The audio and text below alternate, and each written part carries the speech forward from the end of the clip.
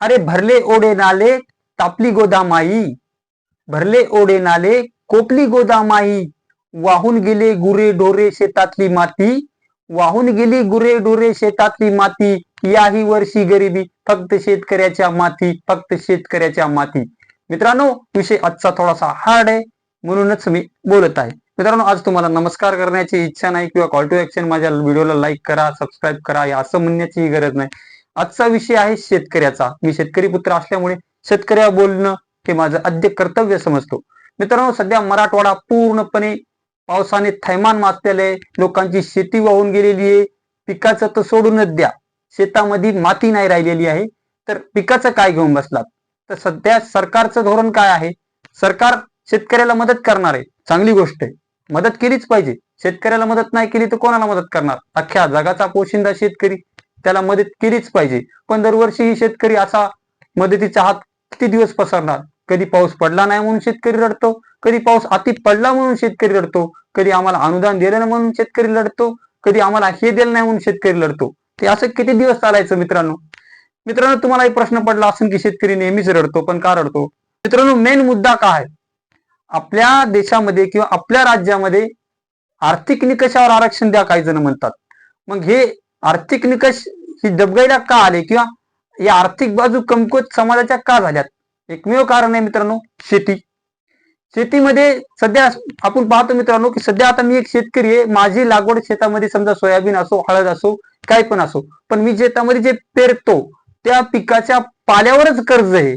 तर आता मला सरकार देणार आहे हेक्टरी 8,500 रुपये मदत, म्हणजे एका गुंठ्याला 85 रुपये. तर मित्रांनो, एका गुंठ्याला 85 तर 8,500 हेक्टरी होतात. तर मित्रांनो, मला एक गुंठा शेती पिकवायला किती खर्च लागतो? कमीत कमी सांगतो मी, फक्त सोयाबीन जरी माझ्या शेतामध्ये घेतलं तर मला लागतो फक्त किती? एका गुंठ्याला 1,000 रुपये लागतात. तर एका हेक्टरचे किती होतात? 85,000 रुपये. आता 85,000 रुपये मला हेक्टरी उत्पन्न घेण्यासाठी शेतामध्ये अगोदर टाकावं लागतात. तर मला सरकार आता मदत किती करते? 8,500. आता माझ्या बऱ्याच शेतकऱ्याची आखी जमीन सपाट झालेली आहे. ती नीट करायलाच एका शेतकऱ्याला 20,000, 22,000, 30,000 रुपये लागणार आहेत. मग या सरकारची मदत कुठे ठेवू मी? एवढी मोठी मदत कोणत्या घरात ठेवू? माझ्या एवढी जागा पण नाही सरकारची मदत आलेली ती ठेवायला. सांगली, कोल्हापूरला पूर आला तर सरकारची मदत पहा तुम्ही किती असते. या मराठवाड्यावर अशी दुटप्पी भूमिका का? का मराठवाड्यातला शेतकरी चांगलं पिकवत नाही? का मराठवाड्यातला शेतकरी कोरडवाहू आहे म्हणून? किंवा मराठवाड्यातला शेतकरी इतका फाटका आहे की त्याला झोळी किंवा पदरच नाही घ्यायला म्हणून?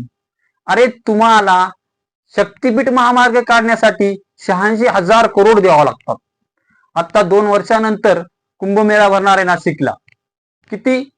14,000 कोटीचं बजेट आहे. आणि आम्हाला दिले किती? 2,214 कोटी. म्हणजे हेक्टरी किती? हेक्टरी तुम्हाला भेटणार 8,500 रुपये. काही शेतकऱ्यांच्या 20, 30, 40 म्हशी, गायी वाहून गेल्यात. काही शेतकऱ्याच्या गायी तर जर्सी गायी आहेत, त्यांची किंमतच लाखावर आहे. आता त्यांचं नुकसानच 70, 80 लाख झालंय.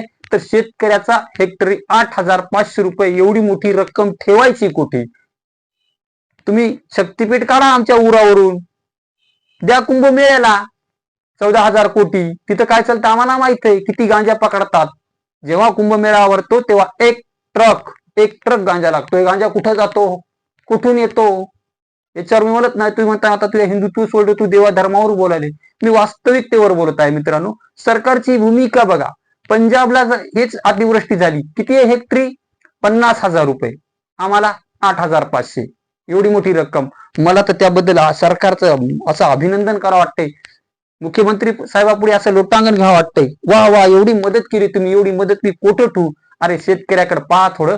जगाचा पोशिंदा तो, त्याचे तुम्ही काय हाल करून ठेवलेत. तुम्हाला वाटतं की तुमच्या 1.5 दमड्या तुम्ही शेतकऱ्याच्या तोंडाला पुसल्याने शेतकऱ्याचं गबसन? शेतकरी काय, शेतकऱ्याला गुमानणारच कोण आहे? अरे, आम्ही जेव्हा सोयाबीन पिकवतो तेव्हा तुम्ही विदेशातून सोयाबीन आयात करतात. जेव्हा आमच्याकडे कपास येते, जेव्हा आमच्याकडे कापूस येतो, तेव्हा तुम्ही विदेशातून कापूस आयात करतात. म्हणजे तुम्हाला करायचं काय नेमकं शेतकऱ्याचं? म्हणजे शेती सोडून द्यावं का आता? पिकवणच बंद, शेतकऱ्याने शेती पिकवणच बंद करायचं. मग काय करायचं? याच्यासारखे पांढरे कपडे घालून हिंडायचं का? सरकारचं धोरण शेतकऱ्याविषयी पूर्ण चुकीचं आहे मित्रांनो. जसं की तुम्हाला मी सांगतो, काही काही बियाण्यावर आपल्या देशामध्ये बंदी आहे. जे बियाणे जे चोपटीने त्यांचं उत्पन्न वाढतं. जसं की अमेरिकेमध्ये सोयाबीन जर घ्यायचं म्हणलं तर त्यांचं एका एकरामध्ये 40 क्विंटल सोयाबीन होतं. आपल्याला जेमतेम 10-12 क्विंटल होतं.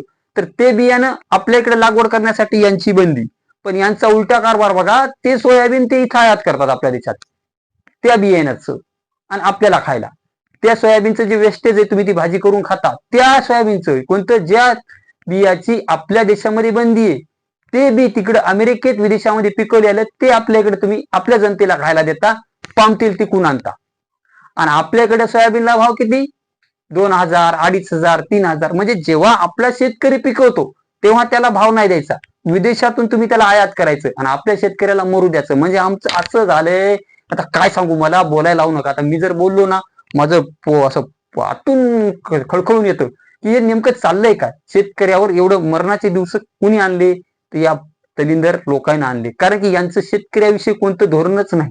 शेतकऱ्यांच्या विकासाचा, शेतकऱ्याचे जे आर्थिक भरणा करण्याची किंवा शेतकऱ्याला उभं करण्याचं यांच्याकडे कोणता असा रोड मॅपच नाहीये. फक्त आम्ही शेतकऱ्यांनी आमच्यावर विपदा आली, आमच्यावर एखादं संकट आलं, आसमानी संकट येऊ, नैसर्गिक आपत्ती येऊ, आम्ही ओरडणार, ते आमच्या तोंडाला पानं पुसणार, आम्ही तेवढ्यातच भागवणार. आता मित्रांनो मला सांगा, तुम्ही 8,500 वर होणार का आहे? आमच्या शेतकऱ्याचं 8,500 वर होणार काय? मी काय म्हणतो, शेतामधली इडी आडी तुटाटी चाडणार ढकली पडी रुमणच हे काहीच राहिलं नाही रे, सगळं वाहून गेले काही काही शेतकऱ्याचं. तर तुमच्या 8,500 आमचं होणार काय? काहीच होणार नाही मित्रांनो. माझं म्हणणं इतकंच आहे की सरकारने कमीत कमी हेक्टरी 50,000 रुपये तरी द्यावे शेतकऱ्याला. आणि हे जे तुम्ही फुकटचा खर्च लावलाय ना, कोणता शक्तीपीठ 86,000 करोड, त्याची काहीच आवश्यकता नाही. त्याच्यात ते तुम्ही 1-2 हजार करोड जरी कमी केले, इकडे शेतकऱ्याला दिले, तरी तुमचा खूप फायदा होईल. तुम्हाला शक्ती महामार्ग आणायचा आहे आमच्या शेतकऱ्याच्या छाताडावरून, त्याची काही आवश्यकता नाही. तुम्हाला अरे शेतकऱ्याला तुम्ही उभं करा रे. तुम्ही विकासाकडे, शेतकरी जोपर्यंत आपल्या देशातला उभं राहत नाही तोपर्यंत तुमचा विकास होत नाही. आम्हाला ते स्टँडर्डनेस दाखवू नका. बुलेट ट्रेन, इकून ट्रेन, ही कार आणणार, तुम्ही सीएनजी गॅस आणणार, तुम्ही हायड्रोजनवर काय आणणार, तुम्ही विमानात बसणार, कोणती बुलेट ट्रेन, याच्याहून काय करायचंय आम्हाला? तुम्ही जोपर्यंत शेतकऱ्याचा भरणा करत नाही, शेतकऱ्याला स्वतःच्या जीवावर उभं करत नाही, तुम्ही शेतकऱ्याच्या मालाला हमी भाव द्या. शेतकरी तुमच्याकडे कधी हात पसरवणार नाही. पण तुम्हाला शेतकऱ्याकडे बघायचंच नाही. शेतकऱ्याकडे जर बघितलं तर तुमच्या चटया कोण उचलन, तुमचे बुटो साफ कोण करेन? अरे तुम्ही नाश्ता केला तर तुमच्या नाश्त्याचं बिल होते 20,000 रुपये आणि आम्हाला देता तुम्ही 8,500 रुपये एक ट्रिप. मित्रांनो व्हिडिओ छोटासा होता, कसा वाटला, काय वाटला मला कमेंट करून नक्कीच सांगा. आणि माझा एक आग्रहाची अशी विनंती आहे की सरकारने एक ट्रिक कमीत कमीत 50,000 रुपये तरी द्यावे शेतकऱ्याला. तुमचं काय मत आहे मला कमेंट मध्ये नक्कीच सांगा. भेटू पुढच्या व्हिडिओमध्ये.